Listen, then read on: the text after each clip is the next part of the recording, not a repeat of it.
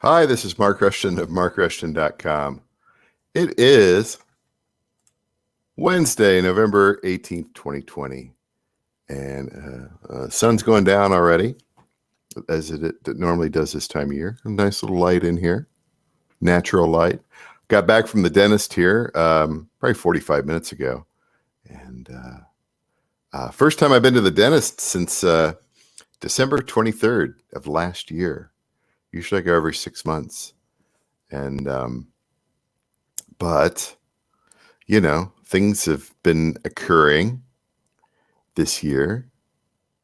And anyway, I got in and did a cleaning, and the gal with the, the gum, they always check your gums. And either I was well drugged up, which I always do that before I go in. I go in with a couple of ibuprofen and a Tylenol in my system and a theanine, just to kind of keep me real mellow. Either she was like super excellent and sensitive, or everything was good. But everything was good. I got a good bill of health from the dentist. That's good. I've always, as an adult, I've always tried to have as good of a report from the dentist as possible. And I do that by, regularly flossing and rinsing, saltwater rinse. And I've been using an electric toothbrush forever. 6 or 7 minutes a day in a couple of sessions. Try to do that. Not always. Sometimes it's 4 or 5 in one session, but that's good. And, just trying to maintenance, right? Maintenance. So anyway, got that out of the way. That's good. And scheduled for 6 months into the future. What do you think it'll be like 6 months from now? Who knows? But I am off as of today. I worked a little bit this morning, and I'm off. I won't be back on the day job until Monday, November 30th. In the meantime, I'm just going to go full steam ahead with the art and the music, as I normally do in my off hours. But now I've got like all day to do that sort of stuff. Although tomorrow I may be on the road a little bit, so I may not have a live show until late. But that's okay. No big deal. No one really watches these anyway. These are all for my benefit, and they've been helpful. They've been really helpful as far as motivating myself to do things, particularly on the art front. The music front, everything is cool there. Everything's good. It's just a steady, ongoing sort of efforts that I have been doing over the past few years, and it's really been doing good. Now I'll talk a little bit more about that later, because I want to talk about the art stuff first. The art stuff, and I think I talked yesterday. I've been talking lately about your catalog, and just don't let things. Hold on here. Don't let everything just don't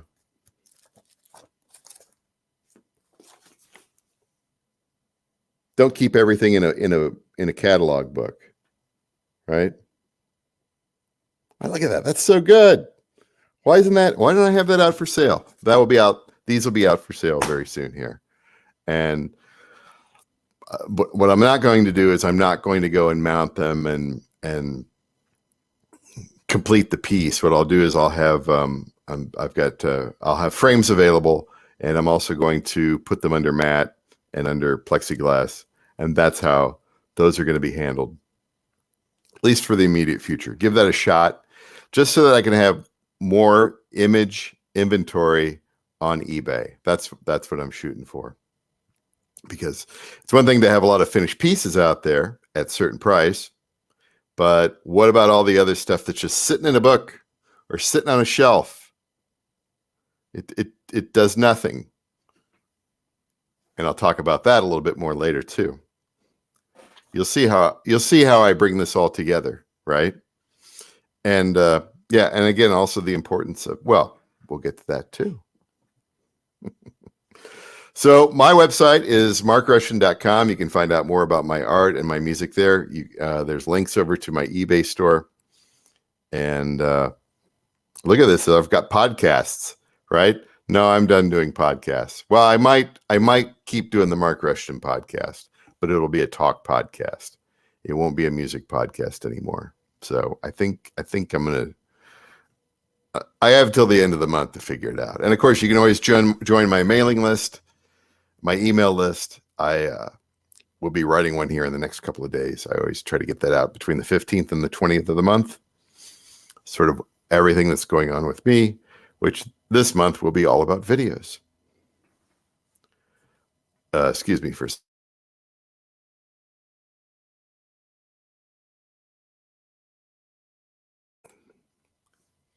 yes, back to a red cup. Let's get this out of the way here. And we're back to this. Okay. What have I run into lately? Sometimes I like to, I run across things and I want to be able to share them. But the way things are these days in social media, first of all, you don't even know if other people are going to see them, because every single service is messing with the timeline. And somebody's showing up on Twitch. Hello, Twitch. So that's a problem. I gave up Twitter a long time ago because it just turned into a dumpster fire. And Facebook is nothing but ads, and the timeline's all out of sequence. And now Instagram, they can't just poison Facebook. Now they got to poison Instagram. Everything on there is out of sequence. It's just no fun. I want things in sequence, in by date. It's ridiculous. I might have to give that up. Just so, at least with emails, you can send those out, and hopefully people see those. I don't know. So, like I said, I come across things every now and then, happen into them, or for whatever reason, and I read something, kind of get a little bit inspired, and kind of want to share it with other people, because magazines they're all on the ropes, or they're gone, or whatever. So it's impossible to do that. And online, it seems like most places that you go to these days, there's just a million ads, and click through this and subscribe for 99 cents for that. And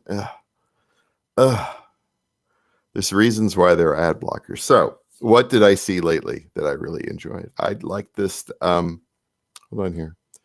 This interview with Peter Saville, the graphic designer for pretty much for Factory Records. And it's at thetalks.com, the-talks.com. Link will be in the description of this. I did make a point to put it in there. And I love this quote here. I never had to answer to anyone. As any kind of artist, that's pretty good. I never had to answer to anyone. And so it talks about his history in there, and the start of Factory Records, and the attitude that New Order had, the band, with regard to some of his works that he's done. Of course, he did I think he did everything for them, but he did the Blue Monday 12-inch single, which I remember buying. I bought when that came out in 1983, because I rode the bus. Over to Music Circuit. There's Music Circuit at 24th and University. That's where it was. It's not there anymore. But it was like that big die-cast sleeve. It looks like a 12-inch floppy. And what is all this crap on here? See, there's just scroll crap on there. Anyway, so yeah, I took it home and I played it at 33 RPM instead of 45. I'll always remember that. But that's a big thing from the 80s, and you're trying to decode, well, what does a code mean, and all that sort of stuff. I think the key was on Power, Corruption, and Lies, if I'm not mistaken, their next album. But and he did a lot of stuff. I think he did a lot of the early OMD albums. He did. Gosh, who else did he do? didn't. I'd have to take a look at his. Anyway, and of course that's a great studio right there. Look at that, all those books, and a big table with flowers. Of course, it's arranged that way. Get the little glasses there on the desk. That's good. But this looks like a good site. I've never been to it before, so I'm gonna take a look at that. It's just a short little interview. I like those sorts of things. The other thing is something that I've known about for a long time, and it's sort of my what would I call it? I guess I would call it my guiding principle with regard to releasing music and art the last few years here, ever since I discovered it. And we'll go over to that here. And it's a Salon. It was printed in Salon, but it was originally in a magazine called The Believer. And it's a Brian Eno interview. And it's the title, Success Ruins Artists, which, by David Mitchell. And, he babbles on and on and on throughout the whole thing there. But the best part of it is at the end. It's the final one here. And I'll read it here. I'll make it a little bit bigger and I'll read it as well. If you could email your 20-year-old self about what was ahead, what would you tell him? Or would you tell him nothing and just let him get on with it? And this is Eno's reply. I think I'd say, put out as much as you can. It doesn't do anything sitting on a shelf. My feeling is that a work has little value until you release it, until you liberate it from yourself and your excuses for it. It's not quite finished yet. The mix will make all the difference, etc. Until you see it out there in the world along with everything else, you don't really know what it is or what to think of it. So it's of no use to you. By the end there, he's just rambling. And that's okay. I ramble here too. But that's put out as much as you can. Put out as much as you can. It doesn't do anything sitting on a shelf. And so that's what I got into as far as music a few years ago. And that I've had success with that. And so now I'm trying to do the same sort of thing with my paintings, with my fine art. And so that's I guess that's sort of a guiding, what do you call that? A touchstone, a guiding principle, I'm sure there's other terms for it, but credo, right? Doesn't do anything sitting on a shelf. That's so simple, and yet it's so right. So get it out there. Stop. And I don't have any excuses other than, how do I get it out there? How do I get it distributed? Where do I put it? How do I present it? And of course, those questions, particularly when you're dealing with a catalog, is something that takes time, and you're going to make mistakes along the way. And that's okay. That's okay. You learn from those mistakes. And particularly with my time getting things onto eBay, it's been a good learning experience. I've learned a lot of stuff along the way. I'm still learning. It's never over. So that's I kind of wanted to go on that. And I didn't want to title this, I titled this, what did I title this video? If you could email your 20-year-old self. I didn't do Success Ruins Artists. We already know that. All the musicians and artists who just can't handle it. And I got it just right here. Right? Just like, sorry, you're so successful. Can't handle it. All right. That's out of the way. So after this, let's talk about Blick. Talk a little bit about Blick and some stuff I'm going to do for in the near future. Yeah, I've got some frames back there, and I've got some frames back there. So I've got to do an order of pre-cut mat boards, I'll probably get that done here this evening and get that on its way. And then I'll have those available. And the thing about it is I can go and use those mat boards for, stick things in there, take pictures, all that sort of stuff, then put everything back in its sleeve or whatever. It can be used. It's more like a prop, right? Rather than finishing out the entire painting, putting it into a frame and all that sort of stuff, because who knows what's going to sell. The main thing is getting a lot of those images out there. And so I did, when I was going through the closet, I found some things. I was like, let me get back here. I was like,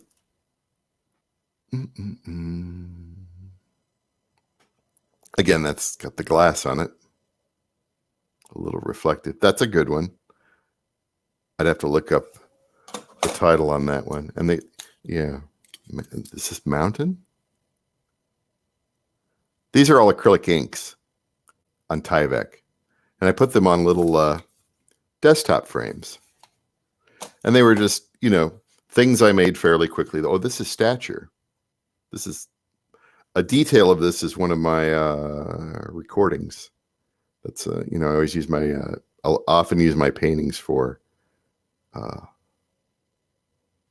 album covers, single covers, or whatever, graphics, right? And then I got something like that. Yeah, it's too reflective. But the point is, I got these out here. Let's get them on eBay, right? Let's get them on eBay. So that's in the works. I thought about it last night. I made a list. I went through the closet. What do I have as far as inventory for frames? I know I don't have any mats, and so let's go with that, right? All right, let's just stuff everything into the show here, and I'll be done here pretty soon. The other thing I discovered going through the closet, and I love this, was the Fairfield Porter Familiar Spaces show, which was 18 years ago in Kansas City at the Kemper Museum, which is right across the street from where I went to art school. And again, right across the street also from the mutual fund company that I worked at for 4.5 years, which is now called American Century. And I remember my wife and I went down to this thing.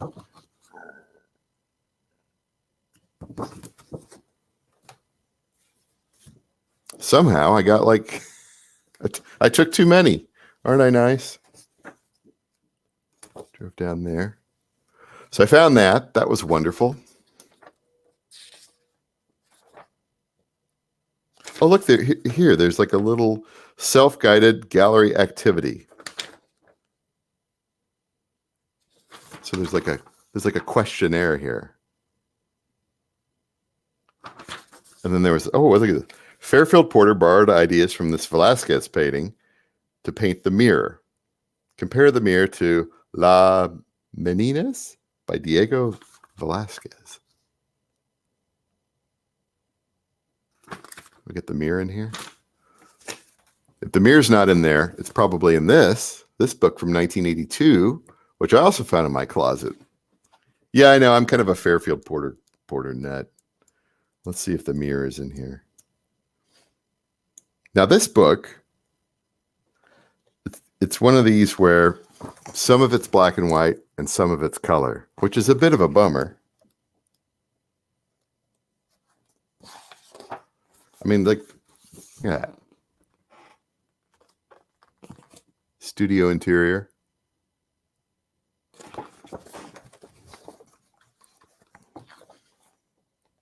I showed you the Spike book that I had. I bought that in the early 90s. Oh, this armchair on the porch. Look at this.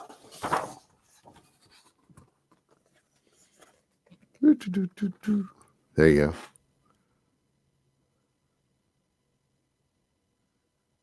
Now I'd call that an ambient painting because you get all that extra space there. I could go on for hours about this, how great that is.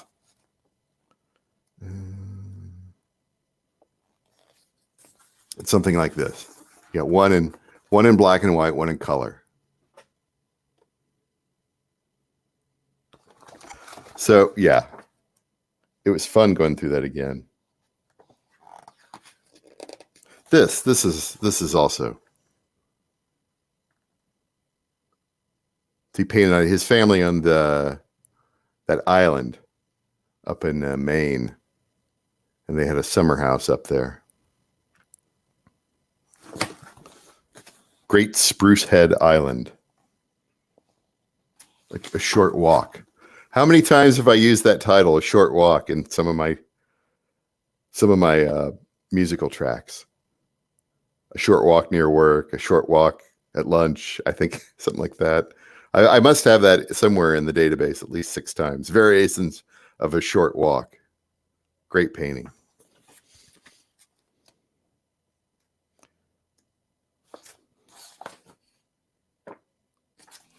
Look at this, Elizabeth.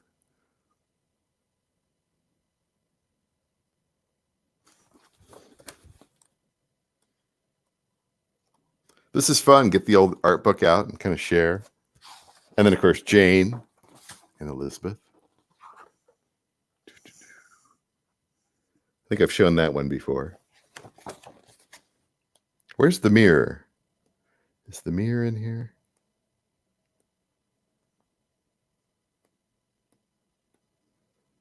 I don't think so.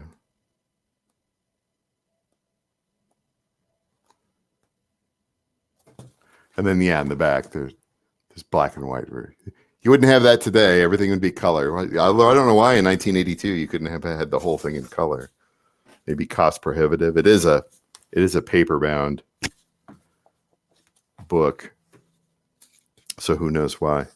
Anyway, it's fun to go through the closet and go through a variety of things, you know. And I don't know why I packed that away in the art box, but it was all in there. Oh, I had some other stuff too, if I'm not mistaken. I was, oh yeah, I found this and got this for me for Christmas. I think it was last year or maybe the year before. The school arts book. Kind of interesting. Anyway, I'm rambling, but